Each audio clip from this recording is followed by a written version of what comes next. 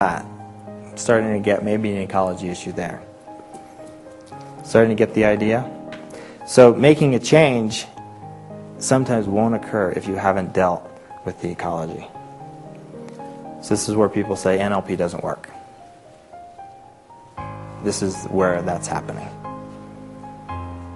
Oftentimes, whoever is working with the person hasn't uncovered the thing that still holds the difficulty in place. And that could be a belief. It could be a secondary gain issue. A positive intention hasn't been acknowledged. There isn't enough rapport with self. Something's going on that has to be addressed for the change to be realized. So a lot of people think NLP is really fast. Have you heard that before? Fast compared to what? Right? Compared to psychoanalysis? 6 years, 3 times a week? Yeah, it could be fast compared to that. But it's not fast in the sense that we can just do a technique and expect it to work. It's not that simple. We have to deal with the system. And that's why really superb NLP practitioners or Virginia Satir or Milton Erickson or all these models out there of people who know how to help people make change, they're dealing with this stuff. They're paying attention to the resistances of the system and helping the person to reframe it, to see the positive intention, to get rapport with themselves. Then the change is possible. You've heard of buyer's remorse. That's mostly what in the sales world, right? You get a lot of high-pressure salespeople trying to sell you a car, trying to sell you clothes, trying to sell you a house, trying to sell you whatever they're trying to sell you. They have all these sales techniques, right? Have any of you ever been through one of those kind of trainings before? Nodding yes, nodding yes. So all these techniques are about what? There's a very specific phrase. Overcoming objections. We've all heard that before. Overcoming. Does that sound like listening to them? Helping a person to resolve that objection? No, it's called, let's put that one in the background. Let's make that not an issue for you. Let's pretend like it's not there. Right? All these people who call you on the phone at dinner time, Right? And the first thing you say is, I'm in the middle of dinner, I'm not interested in talking like that. Oh, well, let me, right? They cut you off before you even finish your sentence. Overcoming objections. Any resistance is an objection that I can overcome just by blithering at you for the next 5 minutes. Right? And I expect that to work. Well, what we're talking about is really dealing with that objection and saying, oh, you're in the middle of dinner? I can appreciate that. Can I call you later? Getting permission. Dealing with the system. Dealing with what's there. Right? So, when you get sort of guilted into, right, buying something, or somebody makes it sound really good, better than it really is, and you get home and you've spent all this money and then you go, ugh, I shouldn't have spent that money. This isn't quite worth this to me. I didn't get it on sale. Or whatever the situation, right? Isn't it amazing? If we buy something on sale that's really valuable, it's worth that. Well, I got it on sale. I got it 40% off. Right? Then it's suddenly worth it. Do you ever use it? Do you drive it? Do you wear it? No. Oh, but it was still worth that 40% off. I have a friend whose mother goes to Costco every day just to see what's on sale. So she has a house full of stuff that's never been used. Tags still on it and so on. But she got a good deal. So buyer's remorse. It's violating our own ecology in some way. Buying something that then later feels like, this isn't right. This doesn't feel right. And there are probably many other examples of that. But in NLP, it's really hard to make a change and have buyer's remorse around a change. You can't make a change and then go, oh, I wish I didn't make that change. Because usually the change won't happen. if there's something inside of you that's objecting to it. And that's another reason why your question earlier, can you, make it worse? It's hard to make it worse because of that built-in system that we have. Okay. Let's see, a few other stories. Oh, Steve Andreas was working with us in the master training when I was taking training. And there was this technique they were exploring where you could actually sort of assist somebody to forget something that they know really well. And so he offered, does anybody want to forget their name? And being the exploring kind of person that I am, was like, absolutely. I would love to have the experience of forgetting my name. That sounds cool to me. So I went up, and so the first step was dealing with the ecology. So he said, ask the part of you inside that's responsible for remembering your name if it's willing to forget it. And so I went, and immediately, no.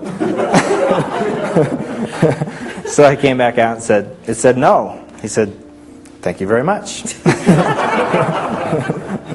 No overcoming objections, no, right? The answer was no, and it was clear and it was congruent. So if we had wanted to still continue the process, it would have taken a lot longer to deal with that part and find out what its objections were and deal with its ecology. And we could have done it, I'm sure. It just would have taken a lot longer to make sure that that part was being acknowledged and whatever it was protecting, its need or whatever was going on, it was necessary to deal with that. Make sense? Okay. Let's see. What else? This is one that's maybe a little harder to see the ecology of it. Maybe it'll pop into your mind right away. Erickson was teaching a seminar on hypnosis, and there was a woman that insisted that she could not be put into trance. Well, Erickson was a master. He could get unconscious rapport with people, pretty easily. He just had developed these skills over many years. And so, he took it as a challenge, and she came up to the front of the room, and she resisted, and resisted, and resisted, and he couldn't put her into trance. So he said, you're right, I can't put you into trance. What happened in that moment was whatever she was protecting now could be let go because she was acknowledged. Something inside of her felt that acknowledgement, that whatever she was driving at. And as soon as that occurred, he hypnotized her. And she was in trance for 10 minutes or so while he taught the group this, that, and the other thing about what he was just doing. And then he turned back to her and brought her back out of trance, and she said, see, I can't be put in trance. And of course the audience broke into laughter, and she found that curious and discovered that, what had happened. So somehow he was able to address her unconscious need, and therefore she could release it.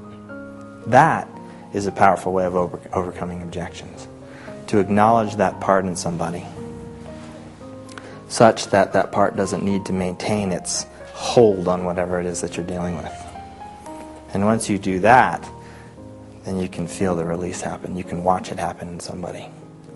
Relaxing of the shoulders, the breath, a sigh. When they can really just let go of whatever they're holding. So those are some clues about what you're looking for in ecology. Let's see.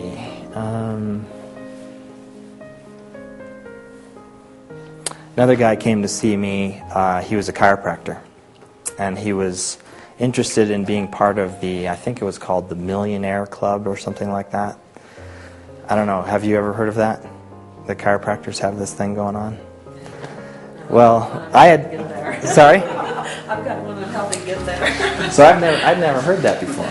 And I was like, so, what's that about?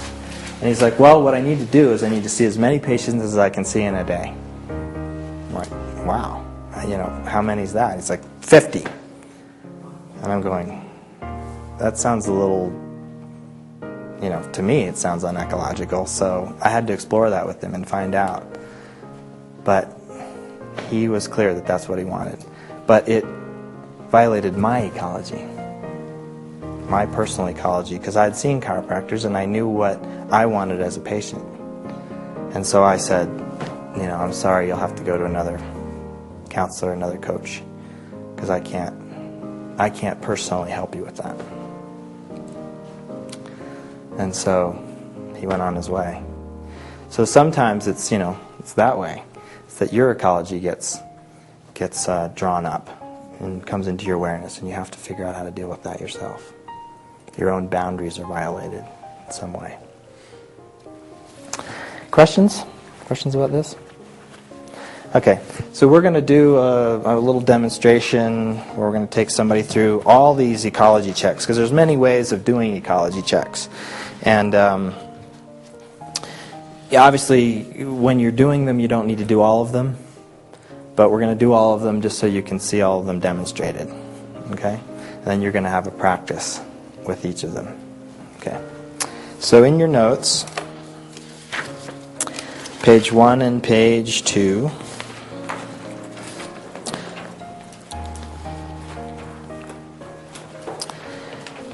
We're going to just have somebody come up, and I'm going to sort of take them through these different ecology checks. So let's have somebody who has an outcome that's not necessarily well formed at this point. You have one? Let me hear it first. Let me make sure it's going to be good for the demonstration. I'm not sure. I'm in transition, and I'm not sure what I'm going to do. Okay. In your career. So what's the outcome? I want to practice NLP. Okay. All right. I'm not sure. Let me hear a couple more. I can play with that one if need be, but let me hear something else that might have some ecology already right in it. Not that that doesn't, but yeah. My job. Okay. I'd like to move on with the benefits and everything. Okay. Let's explore that, because there might be some sort of conflict going on there. Let's deal with that one and just see if that'll be a good example. Is that okay? Yeah. Okay. Do you want him mic'd? No. Okay, Brent. So, you can follow along in here if you like. So your outcome is? I'd like to move on to a job that I enjoy. Okay. Work with, yeah. So the first one's direct asking. Are you aware of any problems or difficulties that might happen if you had this outcome right now? Yeah, it's going to be a change. Okay. There's change there. Yeah. Is that a problem? It's a good and a bad thing, I think. Both ways. So the bad part. Bad part, the unknown. Okay. Might not have the benefits. Okay. So bad. It's a new job. Okay. But it could make more money. Okay. Then the unconscious ask.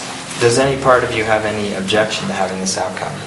So if you really ask inside yourself, be sensitive to any unconscious signals that you can feel in your body. Maybe like in anticipation, kind of a not sure. Okay. What could happen? Okay. Okay. So some sort of worry about the unknown. Right. Is that anxiety or fear or? Kind of, yeah, both things. Both of those. Fear, kind of not knowing. Okay. All right. So both of those questions, you can. The first one was just direct, conscious. What do you think? Any problems from having this outcome if you had it right now? So you have a few answers there. Second one, sort of go inside and ask any part of you that might object to having this outcome. Listen for signals, internal voices, feelings, that kind of thing. Okay? Next one.